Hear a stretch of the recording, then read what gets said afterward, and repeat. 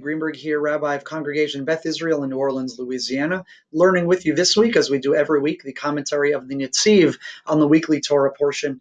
This week, Parshat Tisa, Exodus chapter 32, verse 15 and 16.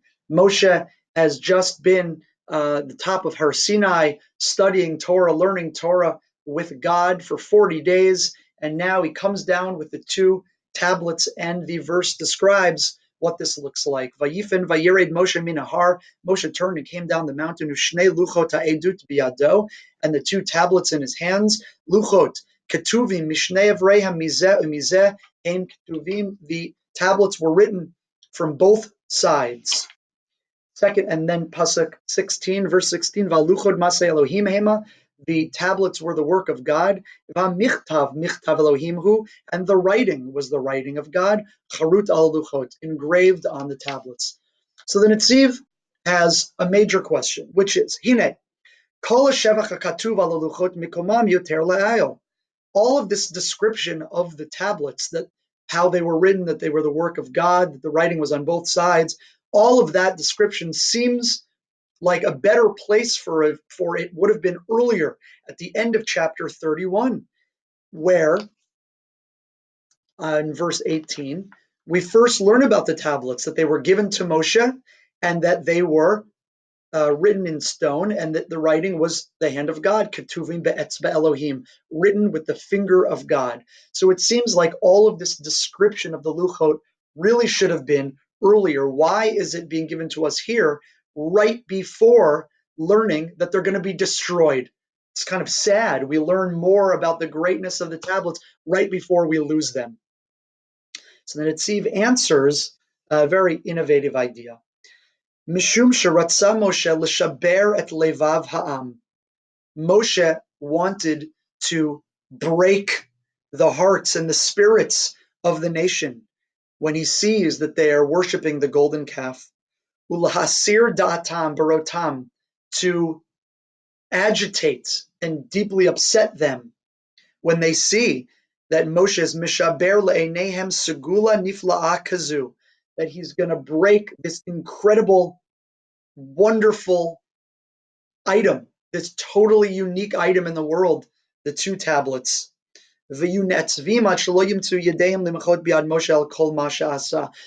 much so that none of them lift a finger against him, while what? While he then proceeds to take the egel, the golden calf, which they've been worshiping, and burn it in the fire. He notes that as he does all that, as he's likachat the egel l'sarfo be'esh, as he takes the calf and burns it in the fire, lo amad ish negdo, no one stands against him, Moshe. So the Netziv is describing a three-step process. Number one, the verses go out of their way here the Torah goes out of its way in our verses to show how great and wonderful and unique were the tablets, as a way of informing why it was that the Israelites did nothing to stop Moshe when he destroyed the golden calf. The reason that they were unable to do anything was they were so in shock once they realized how horribly they had been acting, such that this once in a universe type creation, the luchot, were broken on their account. So that is why the Torah, the narrative of the description of the luchot, is here and not earlier, and why there's seeming repetition in how Moshe describes and the Torah describes everything unique about the luchot here. It's just to further inculcate and really hit us over the heads and hit the Israelites over the heads with how incredible this object was, which was now broken on their behalf. And there's really, I think, the Netziv has a particularly poignant line where he relates what happens with Moshe and the luchot to a story from the Gemara in Masachet Brachot. That when there was a wedding party and everyone was celebrating, and one of the Rebbeim there takes a very beautiful and precious glass cup, and that was worth 400 zuzim, uktavar, and he breaks it. He smashes it in front of them. Iatzvu, and everyone there became very saddened. So says the Netziv, mikol shekain, all the more so. If these people were saddened by the breaking of a precious, expensive cup, all the more so the Israelites, kshenishbra le'eneim, segula she'ein kamoa ba'olam, that he broke something of which there is nothing like it in the world from ever before or ever again. All the more so, you can imagine the Israelites' shock and agitation such that they were numb, they couldn't move, which then allowed Moshe to take the golden calf and break it and burn it. Of course, incidentally, this story in the Gemara, which the Netziv is citing, is the source text for our modern custom to break the glass that the chatan, the chassan, the groom does under the chuppah. So then the Netziv goes to talk about what unique aspect of the leuco was described by each of these phrases in the verses. I'll just mention one or two. The fact that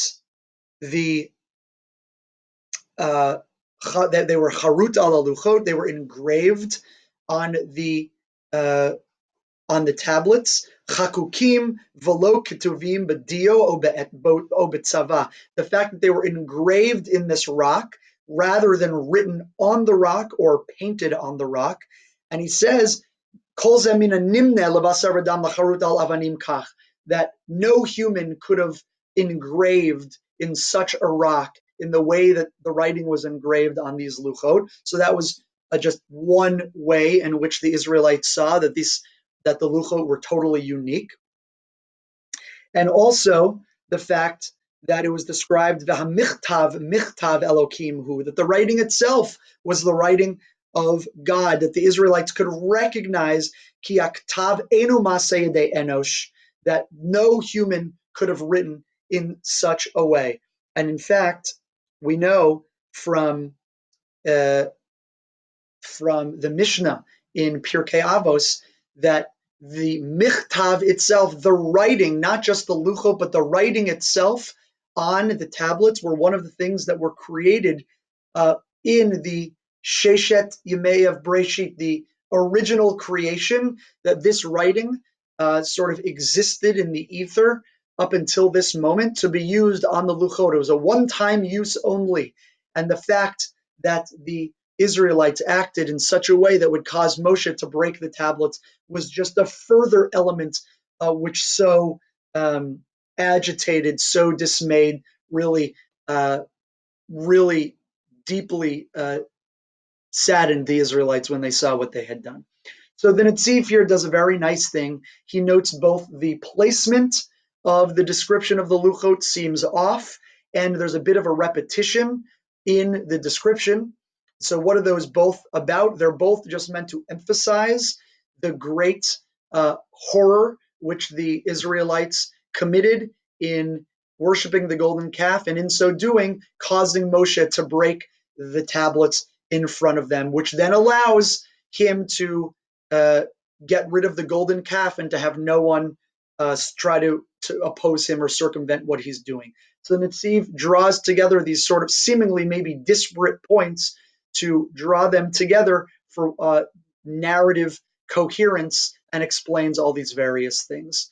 Always a pleasure learning with you. Looking forward to next week. Be well.